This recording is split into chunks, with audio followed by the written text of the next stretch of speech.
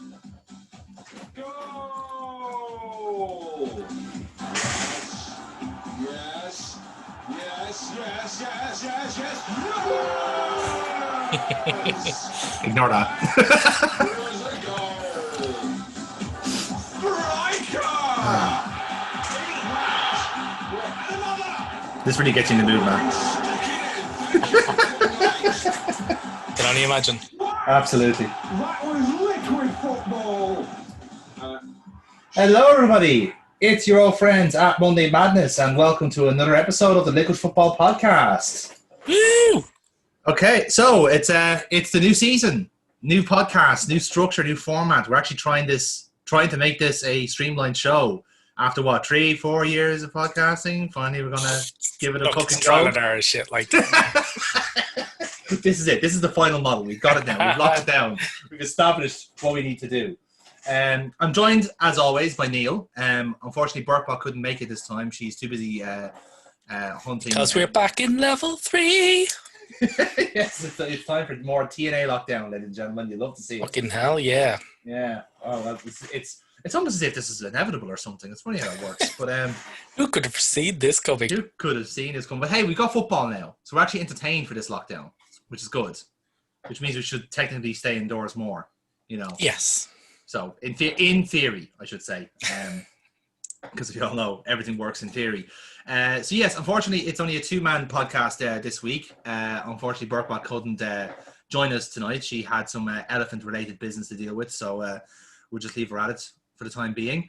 Mm-hmm. But otherwise, Neil, have you enjoyed our first match day of football?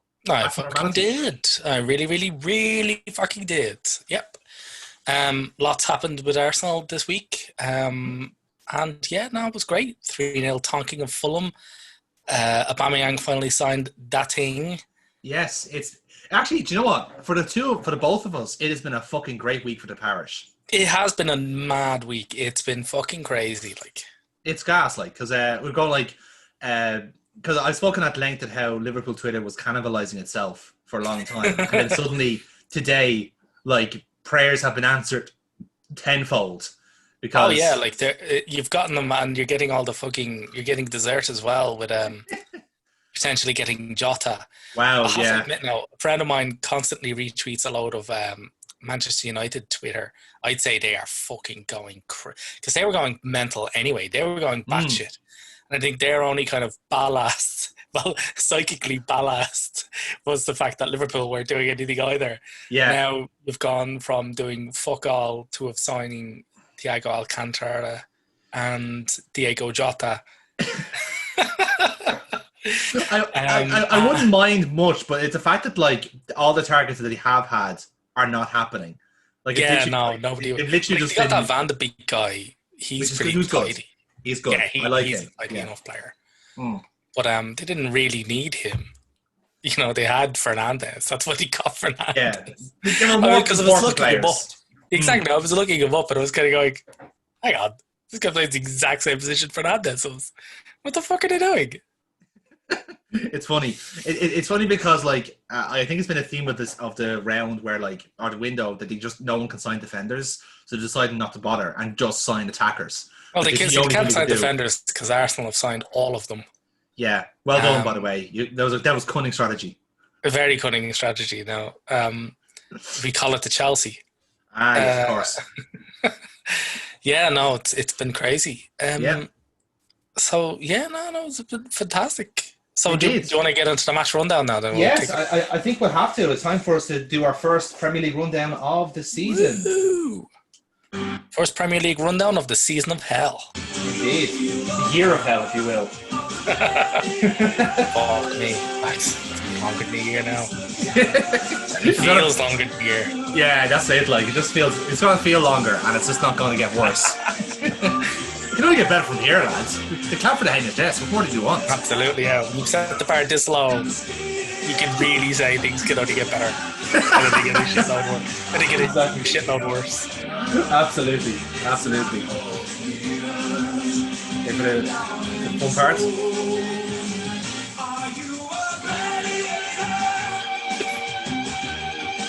What anime did you pillage that track from?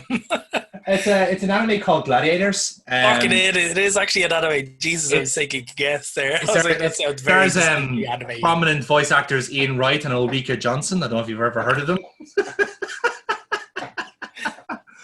Oh dear. Anyway, so as is tradition, we're going to go through the matches that have happened the last week, but obviously we're doing it weekly now, so we only have one set to go through, which will make this quicker. And we're going to just streamline a little bit, so we're not going to give much attention to like the more obscure matches of the weekend. We're going to focus on the matches that we found the most interesting. So, well, actually, to be honest with you, that'll be quite easy with this game week, because it was pretty much it just alternated between matches that were just batshit insane and matches that were fucking like the cure for insomnia. It really like catered to our new setup where we had like 5 boring matches and 5 interesting like they've been matches. listening.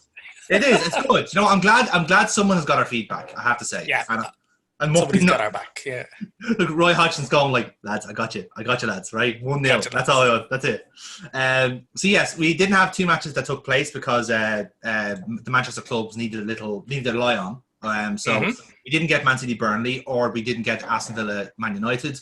They're going to be played during the season. So actually, Man City and United start off the seasons tomorrow. As a matter of fact, Man City have got Wolves.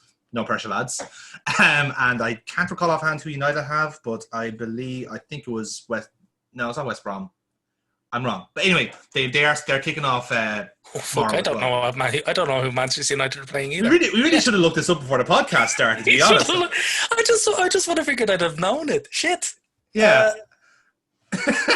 They've Crystal Palace. Palace. There we go. Thanks. Palace. Thanks for saving our blushes there. Fucking hell.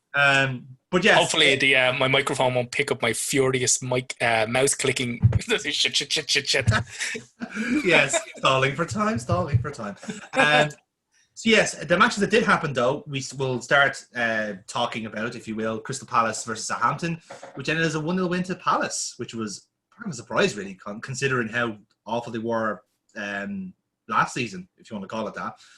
Absolutely. Goal in the 12th minute by Zaha, of all people. Yeah. Funnily enough, it was quite end to end, considering that was like, it only ended 1-0. Like, it's the amazing thing about this match was that it ended 1-0. Yeah. Because literally, like Guaita kept fucking Palace in it, didn't he? Yeah. Yeah, he really fucking did. I mean, he made two in particular. Made 2 fucking incredible saves. So it was brilliant. Like at times, like Southampton had literally just camped out around the edge of the fucking Palace box. I remember a couple of the freeze frames because I watched the match today. I think only a handful of the frames that they were looking at didn't have like 4 or 5 Southampton players around the Palace box. There were more Southampton players than there were Palace defenders. Yeah, I believe a lot of times, which kind of says a lot less about Southampton. They weren't able to score with such an overwhelming numbers advantage at times. When Palace had such a massive injury crisis as well, because they don't have like their first choice fullbacks or centre backs. Like they had a makeshift defence, and they had a youngster in as a fullback, Tyrick Mitchell, who apparently did fucking incredibly well by all accounts. And Palace just seem to be able to manifest a player whenever they need it. It's kind of funny that way. There's also another guy, Smallbone. That's Southampton. Smallbone, yeah. That's Southampton. You have a lot of hopes on him now, which is good news for us because he's Irish. So Irish. William Smallbone. Willie Smallbone, yeah. Jesus Christ. Poor bastard. He's 19, isn't he? 19, yeah, and he plays in the 19, pocket. yeah. He plays in the pocket in midfield, you know. I think everyone has commonly known him in Southampton as the next Stephen Davis. Yeah, he was playing quite narrow. He was playing sort of, I think the term is kind of into channel. He was narrow. He was right in there. So he's a very it was player. A really odd looking 4-2-3-1 from Southampton. But yeah, you know, fair play to Palace.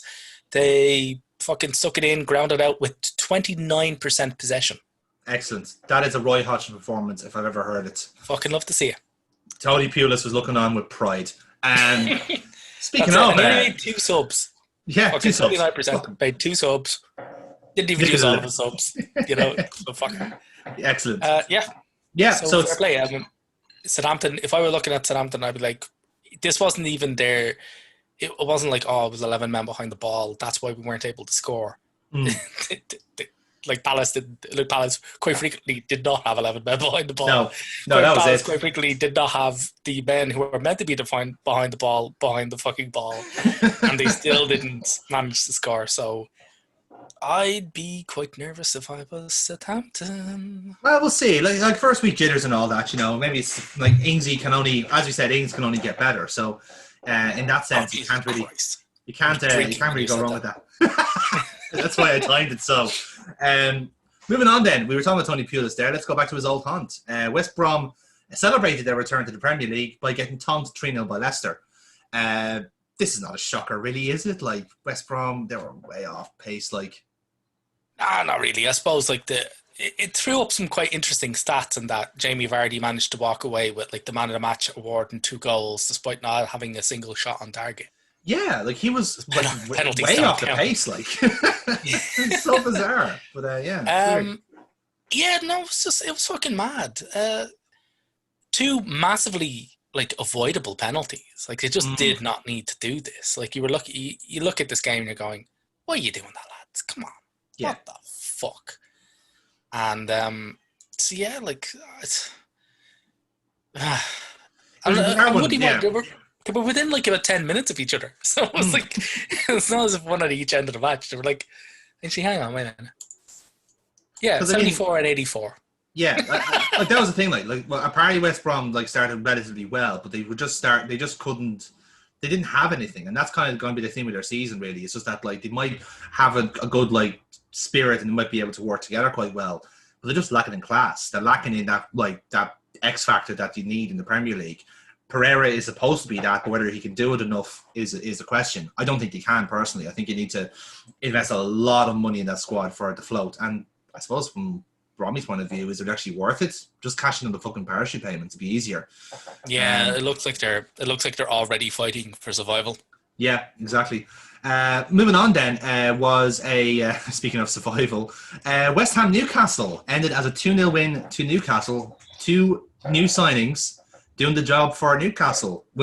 Callum Wilson achieving his boyhood dream, which was the score for Newcastle with a 4-yard tap in with a high boot, which is great. And then Jimi Hendrix showing him how it's done with an outside the foot shot, beating the keeper on his near side. Fucking love to see it. It was pure. You love to see it. Yeah, like the writings.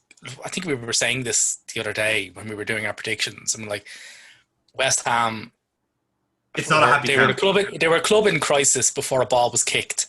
Yes. Now that a ball has been kicked, they're definitely in crisis. They are fucking like I watched this with a Hammer supporter that I know in one of my rare jaunts to a pub, which I won't get to do anymore. Can't do anymore. And so yeah, and holy fucking shit, they were terrible. Yeah. Despite actually matching like Newcastle, I think in terms of like goal attempts, they were pretty much even, and there wasn't a whole lot that in it with regards to possession.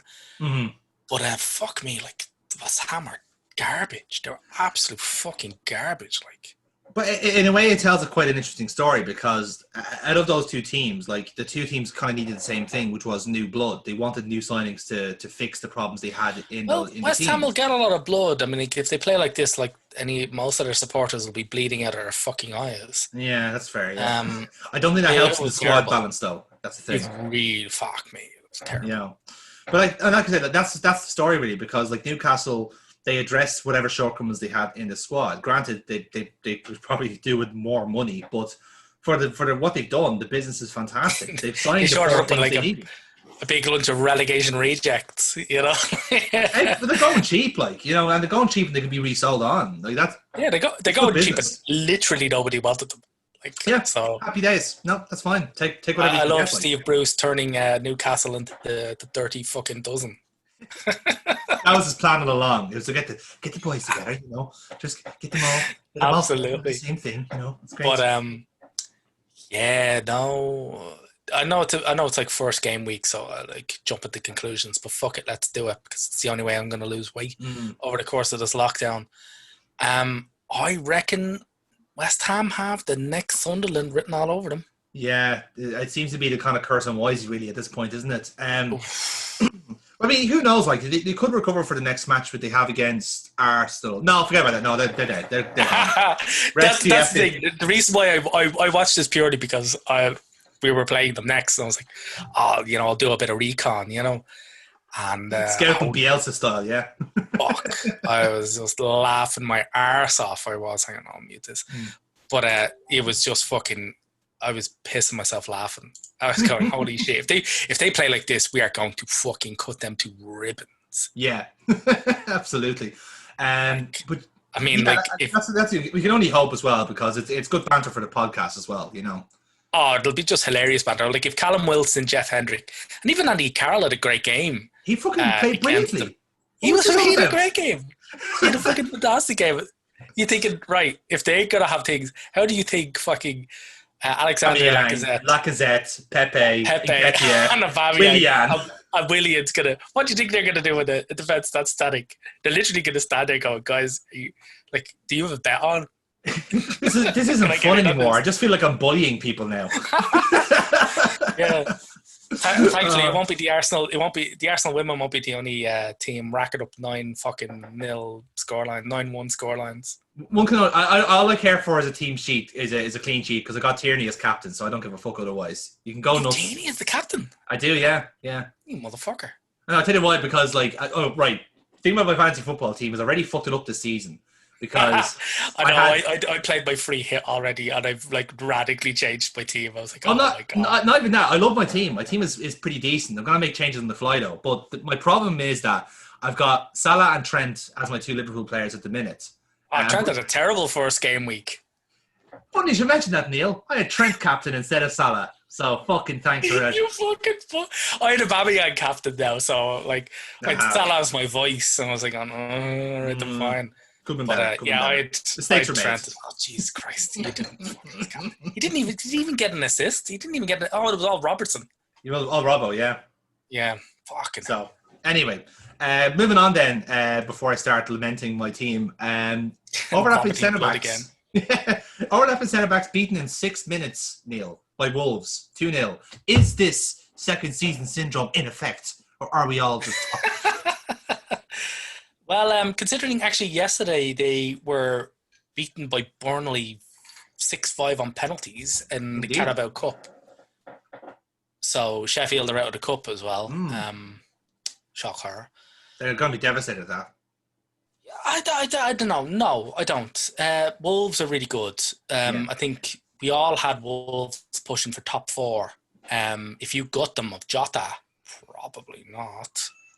I think they'll get away with it. They, like I said, they got Podence in January. They gave him time to bet in. They got Fabio Silva in. I think they are well covered when it comes to strikers. Now that's not to say Jota was going to be 4th choice, but if you're going to have those two hot shots in, it's hard to justify having Jota in front of them.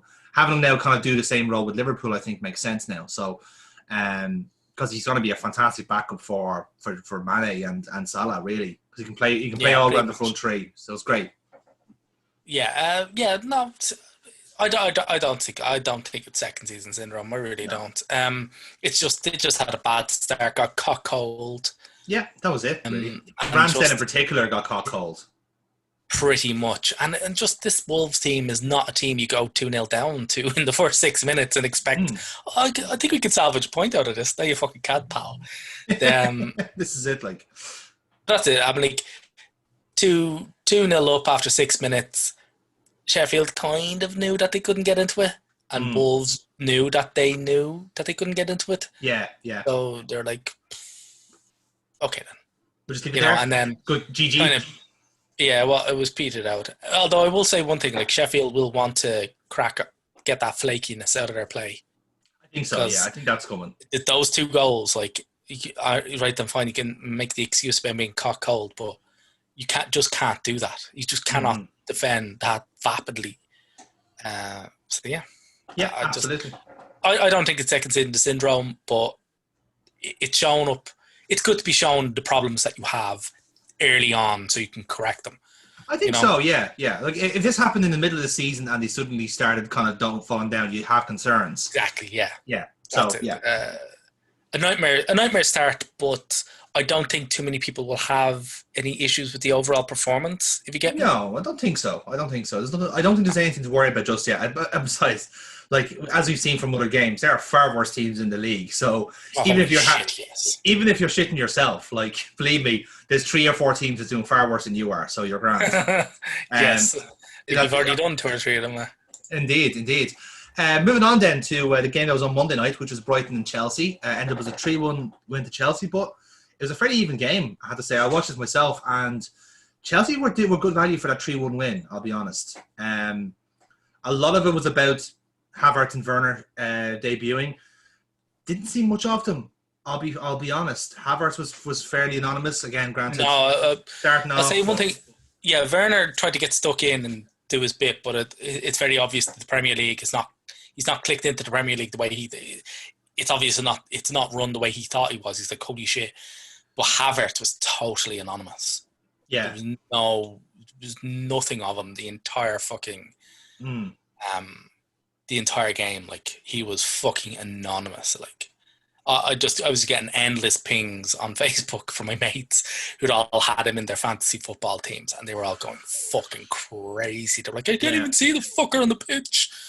I think he just like one little flick on the halfway line or something like that, which is actually ironically it was to Werner.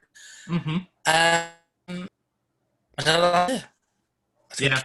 he get subbed off? I can't even remember if he got subbed off. He got subbed off, all right. Yeah, he got subbed off for Hudson Odoi, I want to say. But yeah, he did make last 90 anyway. So yeah, that's it. I mean, like, for all the excitement about Werner and Havertz, it was Reece James who pretty much lit them up. Yeah, it did. It was a fucking brilliant goal. Yeah. But again, it was another kind of telling performance from Kepa though, because the penalty was very well justified with the foul, but the Trossard goal was so precise and so good. But Kepa should have saved it. You know, like you know yourself, like you mentioned at the time, he was like saving above the ball. You know, like he misjudged the height of it, and like, okay, it's a little bit out, it's an angle, but you should be able to judge where that's going to land. He pretty much dove over the ball, and I was just going, what? Like, I watch a fair amount of like Sunday League and the, like, Irish League of Ireland games, and I've never seen. I've not yet seen a keeper do that recently. Like, it's been a while since I've seen somebody do that. And that's terrible. I couldn't get over the apologists for it. Like they really did like try and defend him by saying like, oh well, he was unsighted, like he couldn't see it. It was outside the box. Like that ball's coming in. You can see that it's a strike in. It's going parallel to the goal. You should be able to save that. That is literally what you're doing in your training drills. And if you can't do that, then like, what the fuck are you doing in between the sticks? Yeah, no. I think certain parts of Chelsea they're on the version 2.0, so they've moved on, they've evolved, for lack of a better term. But there are a few parts of Chelsea that are, you know, still the same as the last season. Yes. And defense again, like, how the fuck can you go through an entire back four like that and not be able to head a ball or to organise a corner? It's bizarre. I can't understand it. Yeah, I mean, Christensen was kind of solid enough, but like he's going to need a lot more very good games to make up for the abysmal last season he had. He was terrible last season, but it was just. I think they were a team that were more focused on, like, they got their shit together on the set pieces better, because it just seemed like they're like. It's that piece of, the free kick shit. Well, we absolutely have to get this done. Frank is watching. We're going to get dropped. You know. I'd say one thing. I did like the look at the Brighton side. I won't say that. They looked very good. Yeah. And their goal definitely sliced at least 5 million off Kepa's price, I reckon. Can they just take a year off his contract? Is that how it works? Oh, they would so like that. It's like some penalty system. Like, Yeah, pretty much. That's it. I will say one thing. Werner is a lot quicker than I thought he was. I remember watching some YouTube clips when they initially signed him, and I was thought, he's got a fair decent turn of pace. But there was one kind of sprint. It kind of almost made it's like a game of FIFA where somebody's just held down the sprint button. Yeah, and he just pegged it. I think it was from the halfway line, and he just absolutely ghosted past the fullback, and was just going, holy shit! And the fullback had like about 5 yards on him. Yeah. Still absolutely thundered past him. I was going, Jesus Christ, that guy's fucking fast. He's really fast. Yeah, so I was surprised. And well done, Reece James. I'm like, holy shit, what a strike! Great strike, absolutely great strike. But on Werner, like, he is a very complete forward, and that's kind of why I signed him that way, because he's so like he's complete in every way. So like he is a good runner, he's a good header, he's a good finisher, makes good runs, adaptable. Like he can play out wide as well. So he's exactly like. You can do anything with him, which is obviously why we were so keen on getting him. But at the same time, like, we couldn't give him the game time he needed. So it kind of like it was right that he kind of went somewhere else. I'm sure. Yeah, I know, but Munich would have been nicer, I suppose. But even then, like, I'd like to see how he does with the supply he gets, because we haven't seen the full final form of Chelsea just yet, striking wise. Like, they're still waiting for Ziyech and Pulisic to come fit. Thiago is building up his fitness as well, and by all accounts they still got like 1 or 2 additions possibly on the way in. I'd be interested to see what the final form of Chelsea looks like, but I think it's still going to be like how our preview went, which was they have a great, good, strong up front, but a very soft core, and it's that soft core you can get at, Yeah, so absolutely. It'd be interesting to see. You can get at that soft core because of the advanced attackers, because not a whole lot of them really have a lot of defensive nous, No. Like, and actually they're told not to defend either. Like they're not defending. It depends. I'm not deep into the Chelsea tactics or how they're being coached, but I don't think Werner will be told, you need to track back to the halfway line and help the midfield out. I don't think he's going to be told that an awful lot. I highly doubt it. It's also why I'm kind of interested in how our game's going to go on Sunday, Liverpool-Chelsea, because obviously we'll have Havertz and Werner. In a way, the fixture has been very generous to us, because I wouldn't have wanted to face them when they have the front four all clicking. We're facing them at the right time, and especially at Stamford Bridge as well, as much as home advantage matters nowadays. But like, yeah, I'm glad that we're facing them now, considering how flaky we were against Leeds. So. Oh, absolutely, yeah, definitely. I was thinking the same as well. I was like, yeah, if you're gonna play them now, Yeah, exactly. So very generous fixture list at the minute. And move on into our top 3 games that we're going to talk about. The first one is going to be the footballing classic, I believe is now called, which is Spurs versus Everton. Tactical quandary, I think, may be the best way to describe this. Everton obviously had the all-new midfield. Like, did you just change their hand and got a new one? And it worked. And it worked very fucking well, it has to be said.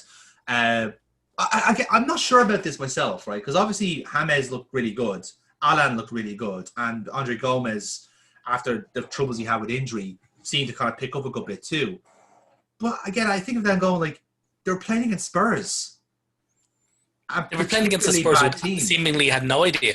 See, here's the thing about it, right? And funnily enough, actually, I read a really good tweet about this match, which was, if a few years ago you'd have said to me that the first game in the Premier League to pit 2 World Cup Golden Boot winners against one another would be Spurs v Everton, you'd have been laughed out of the room. And I was like, no.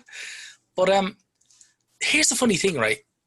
Lots have been said about how Everton played, and they did play well. And yeah, Spurs were shite. Like, they were fucking stinking hot garbage. But like, all Everton really did was just play competently. And then I thought, well, hang on, that's why people are raving, because Everton don't really play competently. No, they've always. I remember, like, yeah, absolutely. I remember somebody told me that that Rodriguez had created more chances than any Everton player had done in a match for 2 years. And I was like looking up the stats going, fuck me, how many chances did he create? Fucking 8, 9, like he's peak fucking Ozil shit. He'd created 5. Yeah. And that puts him on the highest list for the last 2 years. I was like, if you've got an attacking midfielder, that 5 is pretty much the average you're looking at. But that's why they went like crazy signing so many number 10s, was because that's always been their blind spot. But the problem is that they've always signed the wrong players to do that role. The problem is that now they have a moderately well-functioning midfield. And people are like, oh my God, this is what a midfield looks like? Holy shit, you know? It's like Arsenal fans when our defense works and you're like, fuck me, this is what it's like not to concede like every second shot. I bet you're so uncomfortable with the notion of actually having a clean sheet as well. It's like, what is this? Exactly. What are you doing? Exactly the same way. Everton are just overjoyed with the notion of having a functional midfield that actually exists. Like you can watch the match and see it. It's there. It's winning the ball and progressing it forward. Holy fuck, you know. Ancelotti, by the way, I was surprised that, I was kind of surprised that he went for Rodriguez, and then when I thought about it, I wasn't really, because Ancelotti's always had a soft spot for him, particularly when they first signed James at Real, and they got him after his Mercurial World Cup. Mm-hmm. And Ancelotti, they were like, I think Rodriguez made a real big mistake there because he signed for a team that didn't have a space for him. Mm-hmm. So Ancelotti was just constantly trying to find room for him. And then they sacked Ancelotti. Everybody who came in after him, just no time for Rodriguez. Yeah. And Ancelotti just constantly, every single team he went to, funnily enough, similar to what Mourinho did with Spurs, every single team, after he left the Premier League, he was constantly trying to sign Gareth Bale. Mm-hmm. Yeah, and, that's true. Now he's got him back, you know. How that works, isn't it? What do you make of this Bale malarkey? Because, like, I'm going to be honest. Like, the Spurs team looked dead to rights. Holy shit! They were absolutely rolling hot garbage. In particular, when you consider like midweek, they had that horrible game against Plovdiv, Moscow, where they only barely won 2-1, and they still needed a full strength team to beat off some fucking 7th tier Bulgarian fucking. Outfit. It was desperate, like, and that was a full strength team. Exactly. Yeah, I remember. You know? I remember looking at that. It's like it's such a thing as a humiliating victory. I think so. Because in essence, what happened was they conceded a late goal, and then Plovdiv got 2 players sent off, and through that they got a penalty, and then Ndombele scored the winner. Yeah, you know, like that's really how they won, and it's like that is particularly bad. Well, in all fairness, one of the sendings off was one of the players that actually literally saved the ball off the line. Yeah, that's how they got the penalty. It's like, and then the other guy got sent off for dissent. Yeah, he got a second yellow for dissent. But getting back to like Everton now have a team, like a team that actually functions. A good thing as well. Like it pitted. From an Irish perspective, it was quite an interesting match, which is why I watched this one as well, because it pitted Ireland captain Seamus Coleman, Ireland and Everton captain, Seamus Coleman, up against the man who usurped him in the Ireland team, Matt Doherty. Very fascinating story there. Yeah, because Coleman had a great game. He had a fantastic game, because Everton have now played to his strengths. So all Coleman has to do now is pretty much progress, defend, obviously. And progress the ball forward and then pass it to Rodriguez. And then the team win. Pretty much. Isn't it mad how sometimes if you make the right signings for the right positions, sometimes your team gets better? Sometimes it works, yeah. And now Everton are beginning to see it. It's like, holy shit, this only took him 7 fucking years. Only took him 7 years. And similar, but in the kind of opposite side of vein, Doherty has basically just been signed to be an entire right flank for Spurs, because Mourinho wants to adopt that kind of the Pep Guardiola style of, we're in this formation when we don't have the ball, we're in this formation when we do have the ball, the kind of thing. So when Spurs don't have the ball, they go to a 4-2-3-1, so they go to a back 4. Yeah. So when Spurs don't have the ball, Doherty has to get back and be a nominal right back. But when Spurs do have the ball, he's to get on his bike and get all the way up the pitch, because he's not just like a right winger or anything like that. He's actually kind of signed as a bit of a target man. So he's there for people to aim at. So he's like to be in the box. So it's like, what is he going to do? He literally just, it reminded me of the poorly drawn Arsenal comic. They did a funny one of Ainsley Maitland-Niles. And like it's Ainsley Maitland-Niles asking Arteta, he's like, boss, where am I playing? And Arteta goes, left. And Maitland-Niles goes, left what? And Arteta responds with, exactly. No, but the thing is, like, you know, Maitland-Niles did that and it worked really well, whereas Matt Doherty's trying to be an entire right flank and it's not working at all. And then, right, because he went through the entire match getting absolutely pillared by the fucking commentators. I think like Gary and Neville were just constantly at him going, what the fuck? Why is he? Well, obviously they weren't saying that. I wish, but they were like, why is he so high up? Why is he so far up? Like, that's where Mourinho wants him when they're attacking. When they're attacking with the ball, that's where Mourinho wants his right back. Do you know what it strikes me as? It strikes me as Mourinho trying to get down with the kids over this transitional play and change formations. It doesn't suit him. Like, just be a shit house. Doherty, I don't think is really. Doherty's not really fully gotten to the fact that he's no longer a wing back. He's an entire right flank. Yes. Because at Wolves, like when his team were defending, he had 3 defenders in behind him because they played with a back 3. Mm-hmm. Whereas at Spurs, he only had 2. And he's attacking, when he was at Wolves, when they were attacking, he had 3 attackers in front of him. Whereas with Spurs, he's meant to be almost a focal point. I mean, it was he's meant to be basically just Harry Kane, just on the inside right of Harry Kane. Which is so wrong. What the fuck? So wrong. It's so fucking wrong. Like, there's no wonder he's not doing it. And then, of course, Mourinho did the typical Mourinho thing and threw him under the bus after the match. Yeah. Claiming that he wasn't fit. He couldn't play his game. I was like, okay. Come here. Like I don't understand it, like, because like they've just spent stupid money now on signing Bale and Reguilon, which, to be fair now, is a serious deal for Spurs. That's it. Yeah, I think that's going to be a good deal. It is a good deal, and especially considering they more or less sniped him under United's noses. This is a lot more about United at the moment, to be fair. Man, that United Twitter feeds.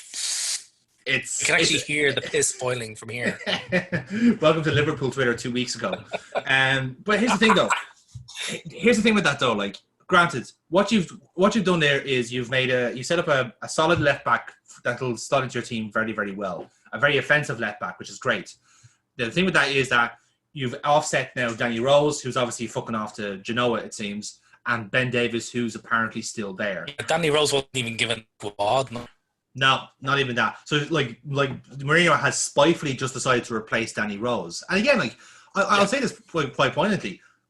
Do you lads remember that you have Ryan Sessegnon in the team? Like, you actually made a big song and dance about signing him 2 years ago. He was like part of like Pochettino's legacy in a sense to rejuvenate the club, and you nowhere near have used him effectively enough. Okay, he's had injuries, I understand that. But Christ, he's there. Like, use him for fuck's sake. And Mourinho, by all accounts, wants to loan him out to the Championship. Fuck me, like, no, stop. He just came from the Championship. It was because he was so good in the Championship, which is why you fucking signed them. He was top scorer when he was left back, for fuck's sake. Like, he doesn't need to be in the Championship. He's done. That's finished. You signed him. You cashed him in.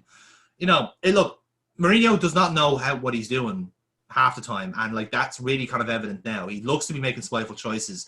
Dele Alli potentially off to somewhere. I don't know who's going to fucking take him, but he's not. He wasn't in the squad for the Plovdiv game, and by all accounts won't be in the squad for the Southampton game. It's so fucking bizarre. That's the thing. Like, he wasn't in the Plovdiv squad at all, and he was subbed off at half time against Everton. Yeah. So he can't say, "Oh, he wasn't rested."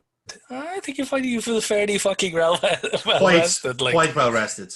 We'll see how it goes. Yeah, very much the case to watch this space for Spurs. Very much was the case, because I think, like, again, a lot of banter clubs this season. Spurs very much being the height. Very much so. But I also think out of this, like, Everton having spunked £500 million over 4 years,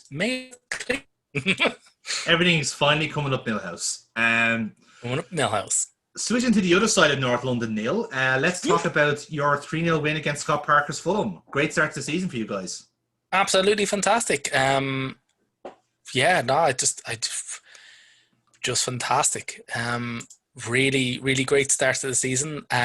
Willian, holy shit. Better than I think most people thought. Yeah, definitely. Certainly a whole lot better than I thought.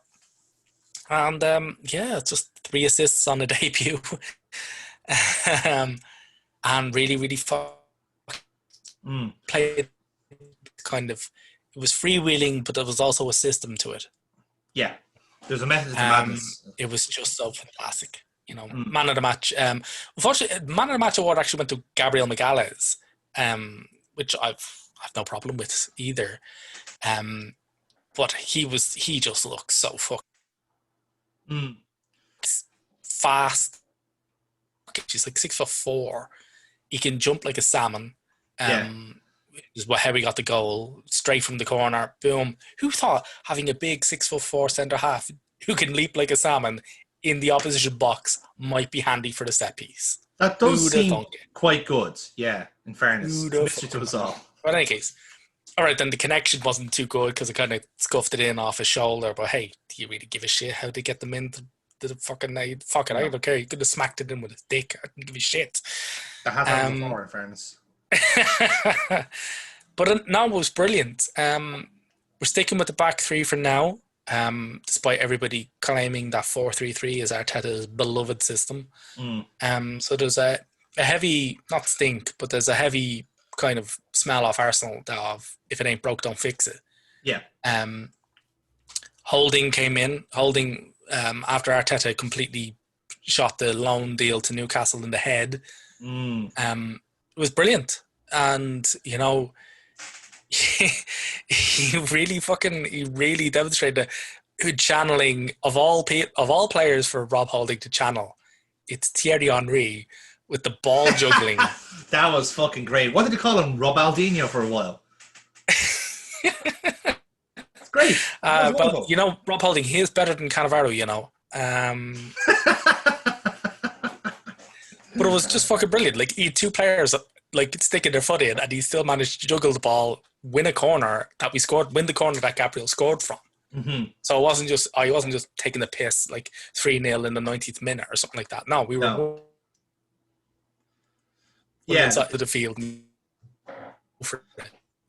Yeah, like that's the thing. Like, fuck it, Well, what I was going to say there was that I found it very surprising how Arteta welcomed a lot of the fringe players back into the fold. El Neni had a fucking great game. Yeah, and in a sense, like, he actually looks like to suit that system quite well, where he's able to have that kind of like little bit of freedom, but also have the balance between attack and defense quite well. Which is surprising considering that you have the likes of Torreira and Xhaka there, who, like, in theory, are supposed to be better at that than El Neni, who's kind of perceived to be this sort of midfield runner. But by all accounts, like, he seemed to actually do a better job of it. Yeah, no, just we were to a man quite brilliant. Fulham didn't play badly. I think they started off well. Once they conceded, they just kind of lost a bit of the fire. Like,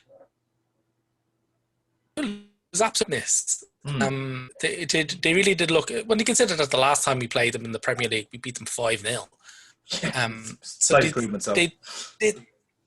they did seem a wee bit overwhelmed at some points, but Arsenal were just brilliant. We were really, really fucking good. And we kept them at bay. And in particular, when Mitrovic came on, because in the past I've seen us falter when players like Mitrovic come on. Yeah. But we kept them at bay. It was actually quite good. It was really, really fucking good to see. And Aubameyang's goal, again, holy shit. It was so fucking good. And it was a near carbon copy. Like, the amount of Twitter videos that got sent showing it and the goal he scored in the FA Cup final. Very similar, the Community Shield. Yeah.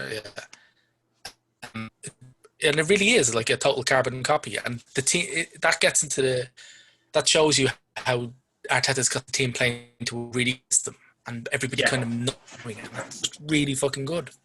Yeah. Really, really fucking good. I'm just looking forward.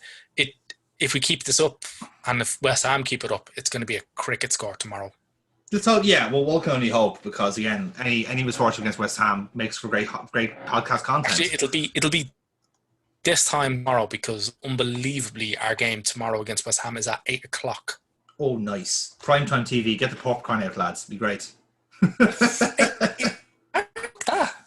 That's far beyond Monday Night Football. That's far beyond your bedtime, Neil. You'll have to get the highlights in the morning. So yes, the last match we're going to talk about then is well, we couldn't fucking end on anything else. Liverpool 4, Leeds 3. Fuck me, just fuck me. Like, What a fucking game! Unbelievable. Like I I was streaming Simpsons Hit and Run at the time, and immediately as I was talking to Paul, as we're about to kick off at the stream, and they're trying to get the finish off the first half of the match, and they're going like, I picked the wrong fucking day to stream, lads. This match is so much more fun than I could have given it credit for. But the fact was that, like, once the whistle blew, it literally just was hell for leather for about 60, 70 minutes. There was absolutely relentless fucking intensity from both teams, and it was great to see. Granted, like, both defenses were really, really bad, but in their defense, both defense.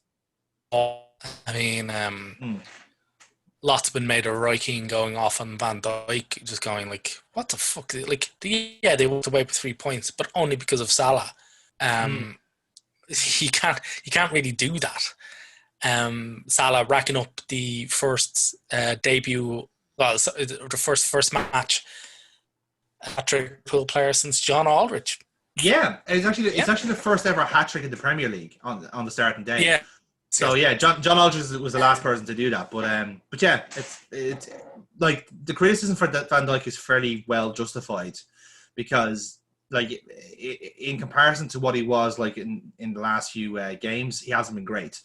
But I think there's a few reasons for that. I think a lot of people are starting to target Van Dijk now a bit, where they're kind of like sitting on his shoulder, and they're kind of like they know that there's a little bit of a delay between him and Gomez when it comes to their partnership. Like, Gomez is very good at clearing the ball, while Van Dijk would rather marshal it and keep possession. And Matip's the same way as well. So, like, depending on whose part is Van Dijk, people mark those two differently. The Bamford goal was actually very clever from Bamford, and I don't think Burkwatt's around for me to say that, so that's good. But the thing is, like, Bamford actually played it really, really smartly, where he basically stayed on like Van Dijk's blind side. And when Van Dijk didn't get the call from Alisson to receive the ball, he tried to pass to Trent, didn't see Bamford, and pickpocketed him, basically. If Bamford does stuff like that, he could probably pick up a few goals in the league this season. I don't think he will. I think at the first sign of danger... Well, he needs to work in his decision-making, because he needs to work in his decision-making, because he could have had two. He should have had two. He should have had two. When he rounded Alisson. Oh, Jesus Christ, yeah. Terrible. But again, like I was gobsmacked. It was just that kind of game, really, wasn't it? Where you just had shit like that happen. And curiously enough, like Leeds kind of gave as good as they could get with Liverpool. Like, they did matches B for intensity and pressing, and just the passing was so fucking good. Like, I was really impressed with Calvin Phillips. Now, I rated him quite well, even when he was at the Championship, but to see him in the Premier League and not missing a beat, he's very reminiscent of Henderson. That's why I quite like him. I like how he plays. He's very similar to how Hendo lines up for us.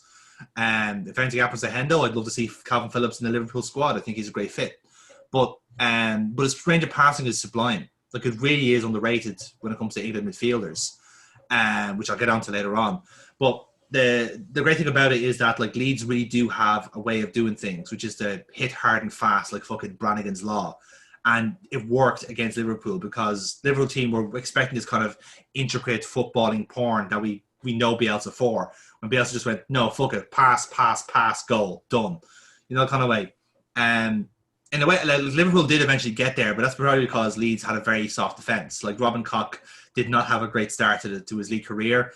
He was conceding a penalty, then got turned by Miss Van Dijk as his marker, and then I think Rodrigo then conceded the second penalty. So, like, yeah, not a great start, but, like, there's plenty of signs there to say that Leeds are going to have a lovely fucking time in this league. Absolutely. And they'll definitely point to the fact that, like, they put 3 past Liverpool, and Liverpool needed 2 penalties to get 4 past them. I reckon they'll hunt for that silver lining. I think so. Yeah, I reckon so. I mean, like, they made mistakes, and I think even Bielsa said afterwards, like, look, this is the Premier League. You make a mistake, you're going to concede a goal. It's not like in the Championship where you might get a sort of getaway. Like, no, you know, you fuck up against like Mo Salah, he's going to put the ball in the fucking net. As Click found out when he headed across from Robertson back across his own goal, thinking, oh yeah, he can get away with that in the Championship, but didn't, because the cross went to Salah, and he absolutely milled it top corner. I think it's also proven as well that like I think this result is a lot more seminal than people think, because like a lot of teams have now got wise to how you can try and nullify a Liverpool team. Now, granted, the Salah being on a mad one really did help us out, but I think what really helped us out more was the fact that we were playing Keita in the midfield, and we started to direct the play a lot more centrally. Granted, because like Leeds play very wide football as well, that was an easy opportunity for us to get at them. But now, like we're going to see a lot more of that because of signing Thiago and very much now, like we're acknowledging that yes, we can now rotate the midfield better by not necessarily having Wijnaldum start each game. Fabinho is not guaranteed to start either. It is going to be a horses for courses type midfield. And the fact is that if we ever do need to play centrally against teams that like to low block us and try and like match us for width, we now have a Thiago or Keita to do that, or Minamino or Curtis Jones. All these players can do this quite well. So I'm fascinated to see, like, obviously, I find it interesting that we signed him now as opposed to like last week or the week before, because I think the intention is to perhaps get at teams like Arsenal who we have seen already have an answer to the Liverpool system, you know. So I'm intrigued to see how that'll go in 2 weeks' time. I don't think he's in the squad for Chelsea. I think that's too soon, but I think we might be okay for Chelsea. I'll see. I'm kind of 50-50 on it, depending on how our defence goes. We'll see. But on the basis of this game, which I reckon is only just one, which I recognise is only just one game right at the start of the season, I reckon my predictions for the league are still they're still pretty good. They're still pretty good. Yeah. I don't think Leeds aren't going to struggle. I don't think so. I think they're going to be well at home. Like, this is, in theory, the toughest challenge you could get, which was to challenge the league winners at home, with full beans, essentially. And they matched them. They matched them like blow for blow, practically. They could have easily won that match. And in a way, perhaps they should have in that sense. But they've got Fulham next. Like, they're not going to have any trouble with that. Like, they'll hopefully win that match and show, like, start winning games again. If they go on a run, like, you'll see Leeds in the top half easy, and they won't come out of it fairly quickly. It'll be great. It's gonna be fun. It is gonna be fun. It is indeed. So that's it. That's our Premier League rundown done for the moment. We have our hand of cloth coming up to end our show. Before we do that, though, we are going to talk a little bit about the WSL, which we had Burkbot intending to come on to talk at length about, but unfortunately, as I said, we couldn't make it tonight. So don't worry, we have contingency plans, as we always do on this Liquid Football podcast. You know, we wouldn't leave you in the slide like that. So Burkbot, the Burkbot bot. The Burkbot bot is back. The soundboard is returned for one more go. So Burkbot, please tell me, what do you think of the WSL? So the last 2 weeks of the FAWSL have been pretty much a gold fest, with teams at the top of the table and the expected top of the table teams kind of showing what they got. You've got 2 9-goal wins, a 9-1 win for Arsenal versus West Ham. Gilly Flaherty got sent off at 1-0, or at 2-1, because she was dissenting against the award of Beth Mead for the second goal. She was offside. Gilly Flaherty had already been booked for dissent, and then ran up to the ref and got herself sent off. And West Ham completely capitulated. And Arsenal went on a riot and scored 9-1 with Jill Roord getting a hat-trick. Yeah, so like a lot of been made about these kind of like crazy scorelines kind of coming back to the WSL a bit, because I think there has been kind of a bit of a fear that like it's a league of 3 teams, that being City, Arsenal, and Chelsea. I suppose, is this the right time to kind of talk about the massive influx of talent now in the WSL, mainly from America? We mentioned it kind of in spades a little bit in the last few shows, but to see like a lot of the massive players from America in now is a pretty big deal for the league. Sort of, but what I don't see, the the WSL's issue is now that they've got these players over here, they need to keep them there. See, it's the last thing the WSL wants to be is a kind of holiday league. You know, they need to sign these players to actual like length contracts, keep them here, get them indoctrinated, get them in. Like, you know, I'm like Spurs of Alex Morgan, for Christ's sake. But you'd argue that is just a case of getting her fitness back after having a baby. You know, you can make that argument. Exactly. It's not going to be a long-term like fixture, and that's perhaps fair enough. Like, because it's Alex Morgan, you got to take that deal anyway. It's fair enough, but it's only fair enough in the short term. You don't want it to keep happening. You need to get like a real coup is getting these players there for years. Yeah, you know. Yeah, that's it. But yeah, like it at least makes it interesting. I think it is at least a sign that like they haven't gone to Germany or France or anywhere like that. So it is at least a sign that like this something brewing in the WSL. But I think it could be the case that these teams have a lot more money now as well, especially Chelsea and City, who like seem to think like they have obviously got a footing in women's football, and they see a chance of like winning Champions Leagues and league trophies as well. How would you assess Arsenal this season? Because by all accounts, like it's still a very small squad, but you have like got one or two decent signings in the bag for the team.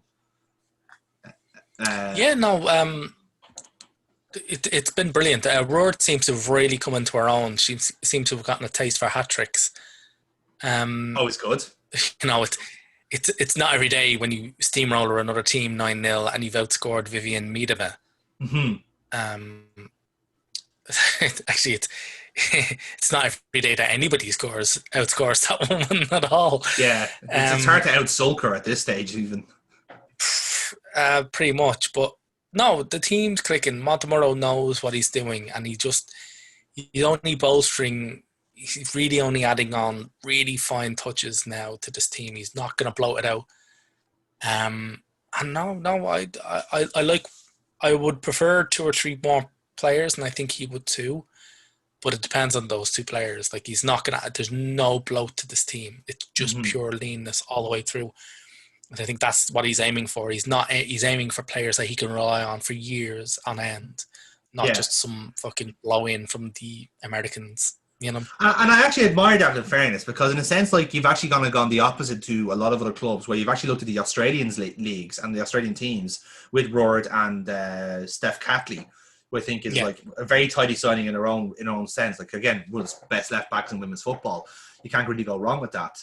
And I do like how the fact that like he did say, okay, these are actual contracts. We've got these players for a set amount of time.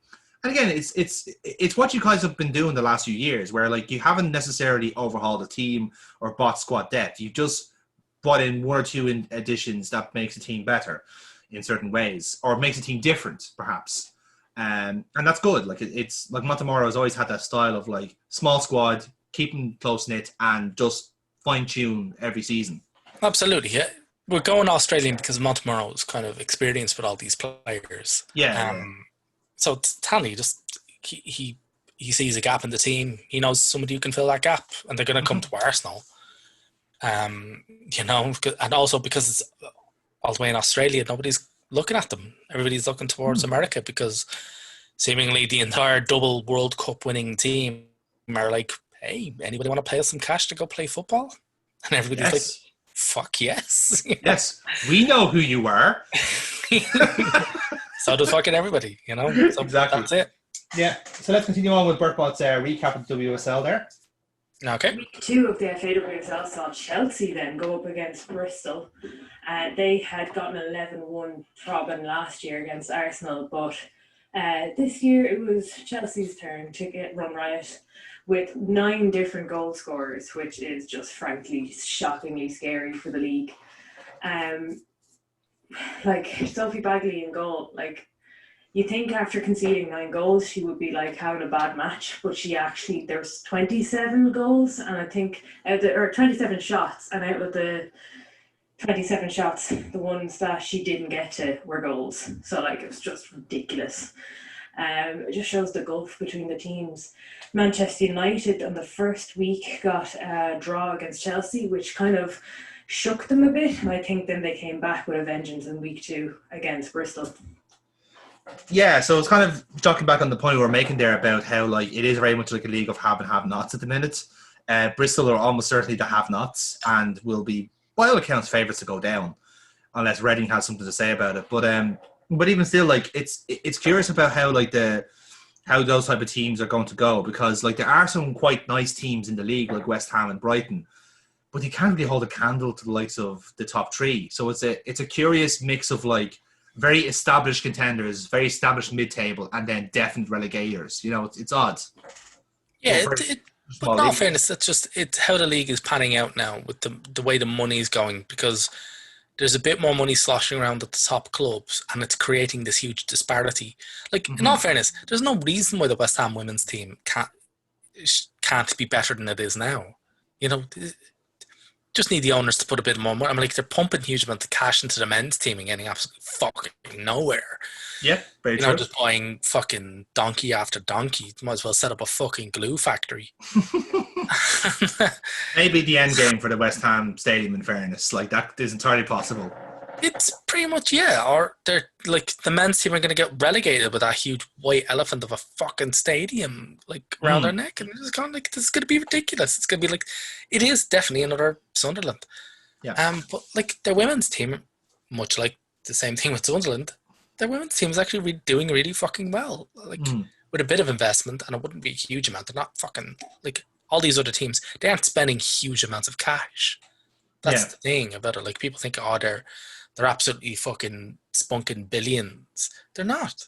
They're just spending money and they're getting in good players. That's just it. Yeah, a lot of people forget like that the other teams aren't just spending any money. So they're not going to get in any players unless they can bring them up. And sure, fucking, how often does that happen?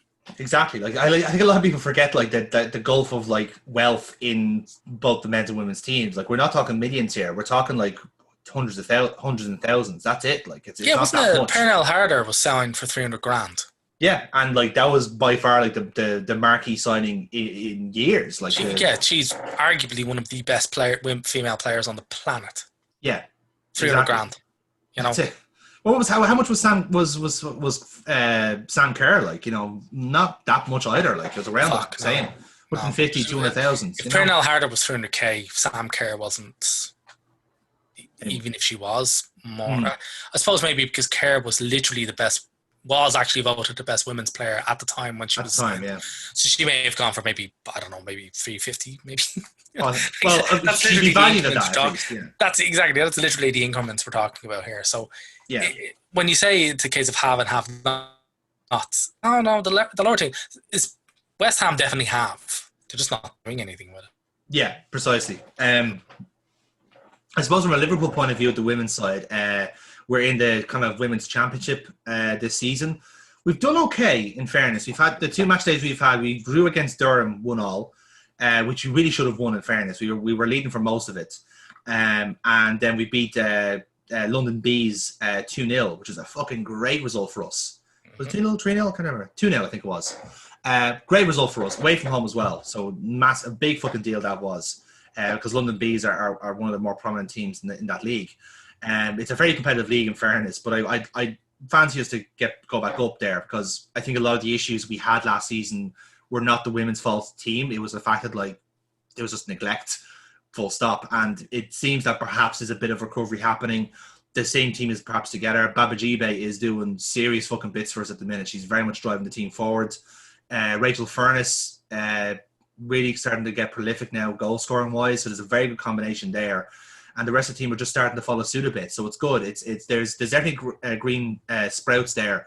I think it's just a matter of like whatever kind of issues we had last season with like the pitch and the club generally not giving the women's team what they need. Remedy that this season, and the club is back in the WSL where it belongs. Certainly from a squad point of view, we're looking good.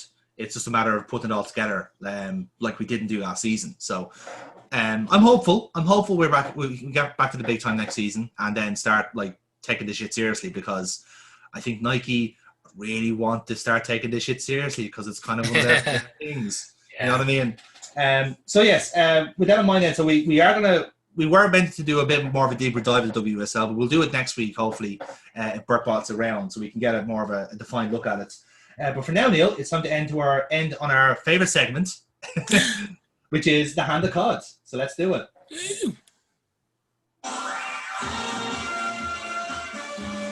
I'm never going to get sick of this jingle. By far, one of the best things I've ever made for this channel. Lame. Fuck you. It's brilliant. You know it is. You just don't want to Lamer than a day-old giraffe. You fucking drain me. Love it.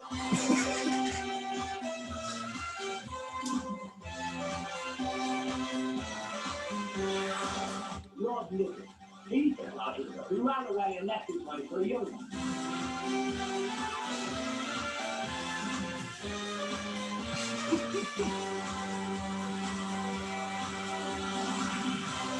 So anyway, if you're not familiar with the Hand of Cod segment, every month at this stage, because I'm going to rotate some of our segments over the next few podcasts.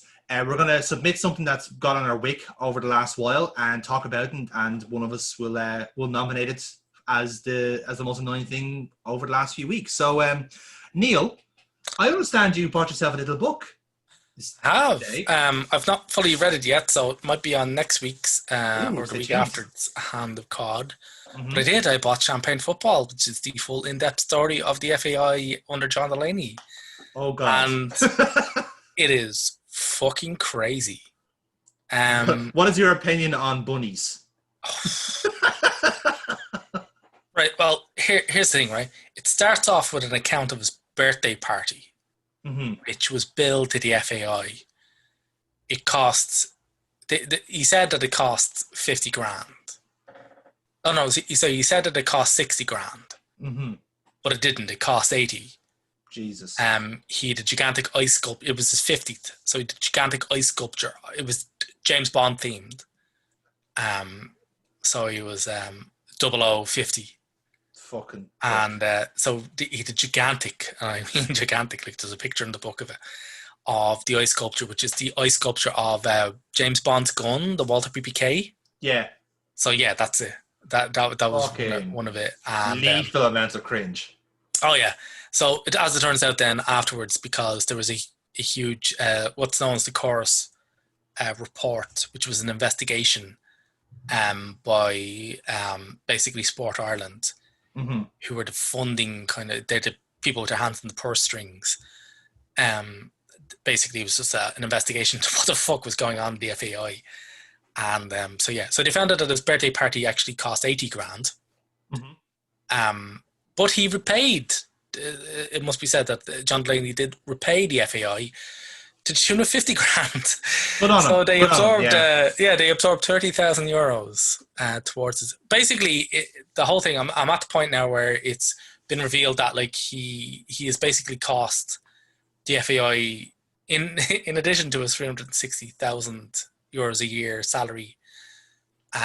He cost them about 980 grand on his expenses account. So that's insane. Yeah. So and how much do you win for the League of Ireland? 100,000? Yeah, it's about 100 grand. Yeah. Yeah. So he's just it's getting it. Like the amount of detail in the book is unbelievable. Like I'll heartily we might do a deep dive in one of our future podcasts or something like that. I like that. Yeah, that'd be good. Yeah. But it's fucking insane. Like at some point, like you're reading board meeting minutes. Yeah. And they're reading like something out of fucking like a Sky Atlantic like financial crime show. Like, Boardwalk Empire, like. Exactly. It's fucking crazy. Like it's absolutely mental. So yeah, like it's just mad. So he would be my COD, but it's not. My COD is Damien Delaney. Delaney? Crystal Palace defender. Oh, I know what this is about. His tea party. Yes, his fucking tea party. Oh my days. Yeah, it went viral there. Damien Delaney has some odd dinner guests. To say the fucking odd ideas for dinner guests. And by the way, what's funny about this is that this was actually published in their like the match day program. So this wasn't like something he banged out in a tweet or something like that. They actually printed this up and sent this out to people. People paid money for this shit. So basically, Crystal Palace had a kind of thing where they had a kind of imaginary come dine with me for all of the Crystal Palace players, where they could pick 5 dinner guests from any period in time, alive or dead, whatever the fuck. No judgment. So Damien Delaney. So he starts off kind of low key with Keith Richards, and I was like, okay, then fine. Not my cup of tea. I'm not a Stones fan, but I get it. I understand. He'd have some deadly drinking and drugging stories. You definitely would like to go for a pint with the guy. Nice stories to tell. Yeah. So then he ups the ante after Keith Richards with Joseph Stalin. Again, nice stories to tell about who he killed his own son. Then, as it turns out, David Delaney is mad hardcore into Russian history. He then I wouldn't have got that from Damien Delaney, to be honest. He further ups it with Chairman Mao. All right, I'm sensing a theme here. Then 3 Genghis communist Khan. Stalwarts. Genghis Khan is another communist stalwart. And he admires the fact that he came from like nowhere and a nobody boy in a little village to become one of impregnating half of Asia. Okay, fair enough. Yeah, I can see where Delaney's efforts are going here. What was the final one? Shit. Napoleon Bonaparte. Napoleon Bonaparte. Yeah. Because again, like he's bringing the entertainment, like he's bringing the stories. I don't know, like what the fuck is Keith Richards going to be talking about in that fucking conversation? So, anyone else actually win a war? Anyone?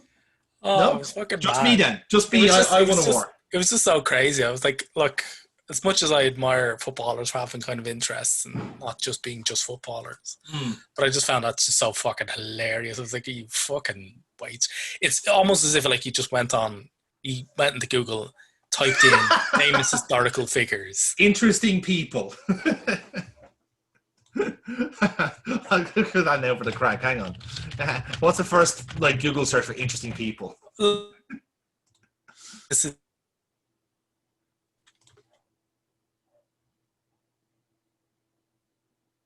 Oh, I'm sorry. That actually apparently killed my internet doing a Google search. Okay, fuck you then.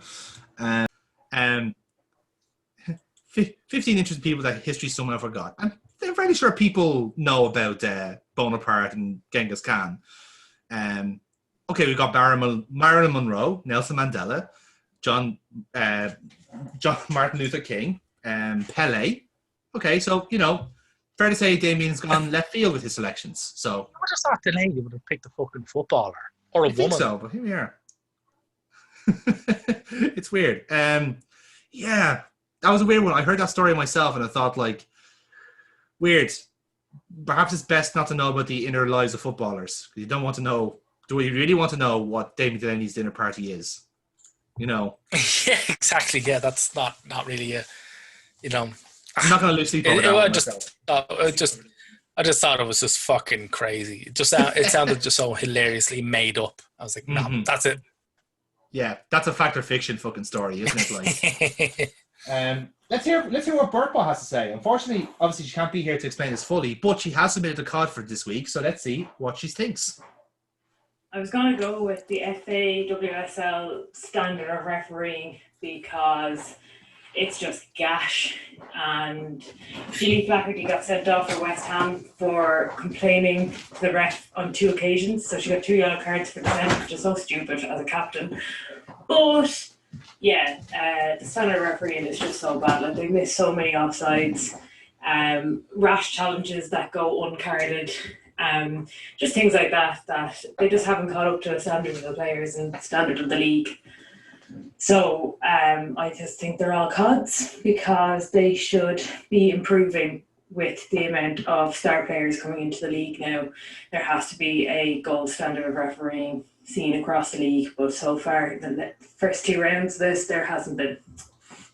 Yeah, like I'll be honest, like I've kind of seen that myself and from some of the women's games I've attended with the Ireland team. Like, even these are the UEFA licensed officials and they are very, very average. They it's not a slight in the women's game as such, but I think it's just the level of officiating sometimes. And like, I know we're very biased here, but Ireland gets fuck off from these officials sometimes. And it's just the case was like, that was clearly offside. That was clearly a foul. There was clearly a foul throw and you missed it. Or simple things like that. It's very annoying. It is. It is terrible. It's terrible across the board as well. Like, like you go into some of the fucking decisions we've seen in the men's game. Like, oh yeah, like that's not terrible. It's not But exclusive like to the women's game at all. Really no, isn't. no. But in the women's game, it's definitely far more pronounced because they're making like these huge, egregious errors, and you're just sitting there going, like, lads, if you want to maintain any kind of semblance of professionalism, you're gonna have to get the officiating up to scratch. Totally, yeah. That's been everyone's kind of main observations. Is like, this is why people like banter off women's football, because stuff like this. You have to set that standard. Now, granted, there are some fantastic women referees, but they're few and far between. And I think the standard will get better. I think it's the fact that like it's just as Berkwell was saying there in her little piece there, it just hasn't kept up with the standard that's kind of rapidly increasing now. Perhaps it will, but I think like it's a slow process, and it's very noticeable at the moment because, as we said, like it's just happened so much faster than people expected. My card then is a curious one because, again, as an Irishman, I really shouldn't care about the English national team this much. But I'd like to have a conversation about Gareth Southgate, and as much as I can about a glass of water. But I think it's about time that we have a little chat to Gareth Southgate and explain to him he's not really good at his job. You know, kind of way. Now, Grant, he got a lot of goodwill during the World Cup because I think people genuinely like the guy. Like, he is doing something like a very like nice person, a nice bloke. Well, yeah, but I think everybody has that about him, you know. Like, again, like I got a goodwill, got to semi-finals by like the path of least resistance. I think it's fair to say. Wore lovely waistcoats from M&S, so everyone loved him. Everyone loved the fact his wife was there and all this lovely. Oh, it's all lovely. They're all cute and all this stuff. He's fucking terrible as a football coach. That's the problem.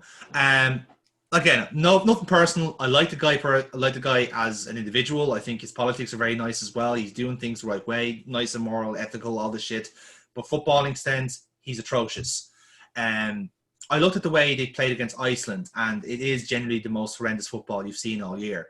The way he's set up against them is so baffling because I always think his squad selections are very odd. And granted, perhaps he's trying to like work within clubs and trying to like not overuse players that much. But the players he's overusing then are the likes of Joe Gomez or Trent or Eric Dyer. How on earth you can overuse Eric Dyer is beyond me, because I think personally the player is not international standards. He also has this weird thing where like he will pick and choose what like clubs to take players from. So like for instance, for the longest time he didn't pick Jack Grealish, but he was happy to pick James Maddison. Or he was able to happy to pick Dele Alli, who at the time Dele Alli was nowhere near as like captivating a footballer as he was 4 or 5 years ago. The standard is gone. Like he's just a squad player by all accounts. Yet he still gets in the England squad. Likewise at Eric Dyer, when you have players like Declan Rice, who are so much better in that role. And now Calvin Phillips is now in the Premier League, so you can justifiably say he's in the squad because he's good enough.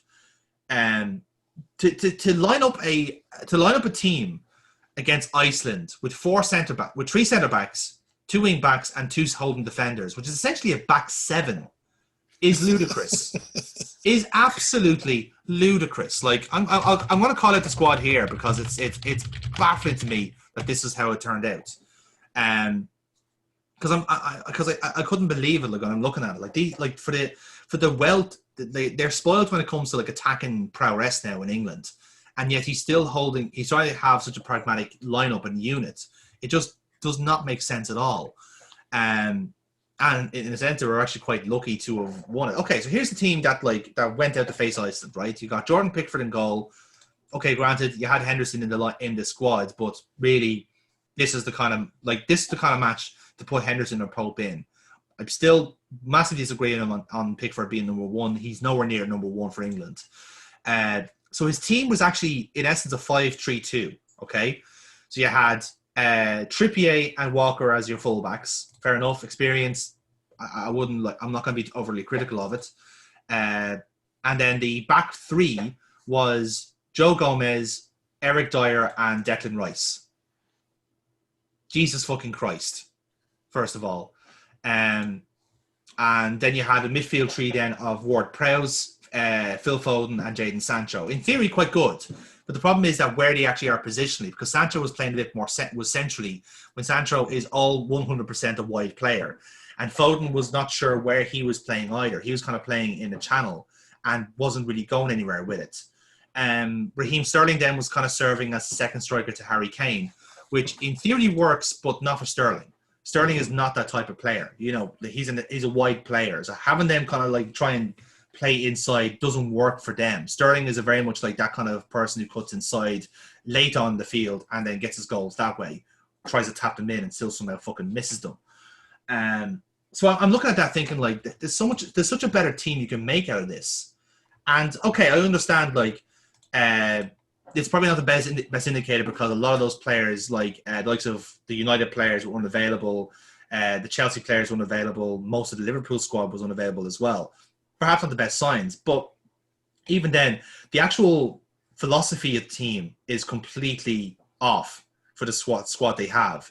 You've got this like ridiculous wealth of attacking talent, both in fullbacks and in strikers. And now you've got this current flush of number 10s like Foden and Grealish and Maddison. Fucking use them. Stop this obsession with defensive midfielders. Stop this obsession with pumping in centre-backs who are really, really average. Like, can you really arguably say that, like, okay, Joe Gomez is doing quite good at Liverpool and you pair him with Harry Maguire. Other centre-backs are available. You know, like, they do exist. You've got Connor Cody. You've got James Tarkowski, who he point-blank refuses to select. And even from other teams, you've got Rob Holding, who I think is really coming into his own at Arsenal. Not selected. Michael Keane somehow still gets into the cut when I think he's had an atrocious time at Everton. But then again, Pickford's there as well. So ultimately, that seems to mean sod all when it comes to design of the team. I just think like the England team, like they're shooting themselves in the foot with a lineup like this because this is not how you're going to win the Euros. They're like you see teams like France who are deploying their teams in the right way because they're complementing the skills and talent that they have. The midfield that they have is fantastic because you've got Pogba, Kante, and a choice of fucking number 10s like Aouar or Fekir if he's fit, or anyone else. Like I'm like forgetting French number 10s, but there's tons of them. It doesn't actually matter who you pick. You've got fucking tons of them. Just pick one. You know. Yeah, exactly. And like and a front three of your choice. You can pick them between fucking Griezmann, Mbappe, and rakes of other wingers. You know, like where you can have like a Thovan jump in, or you can have or someone else jump in afterwards. Dembele is another one. These teams are using your players to their advantage, and they're making it work. Whereas with England, it's the opposite way around, where they're trying to have this weird England DNA setup, where like this is the way English team plays, and English team must have 7 defenders. You must break us down, hard borders. Like fuck off. Use the players you have, make it work. That's what having a national team selection is about. It's not the other way around. Exactly. I mean, it just goes too defensive. He's just so afraid of losing. Yeah, that's what it is. It's an actual fear of losing, I think. And like against Iceland, who like they're not the team they were in the Euros last like a couple of when they shocked everybody. You know, like they have lost a lot of that gumption. Well, Gylfi Sigurdsson has lost that gumption, and he was mostly a one-man team. So it doesn't work that way, you know. Sure. Yeah. You know. So anyway, what is your choice then, Neil? I'll go with the FAWSL.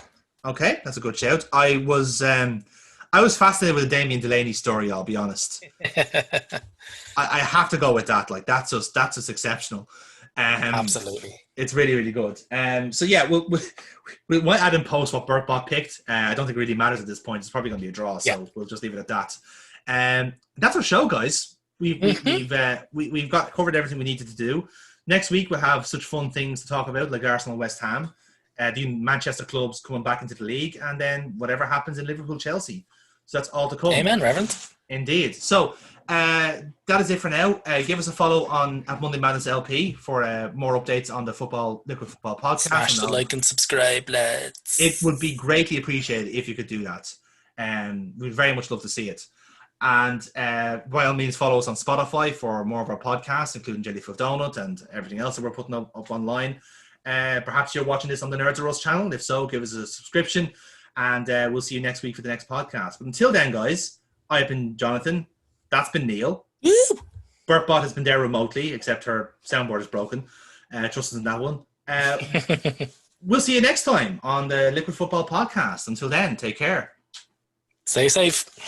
Stay safe. Wash your hands. Stay in school.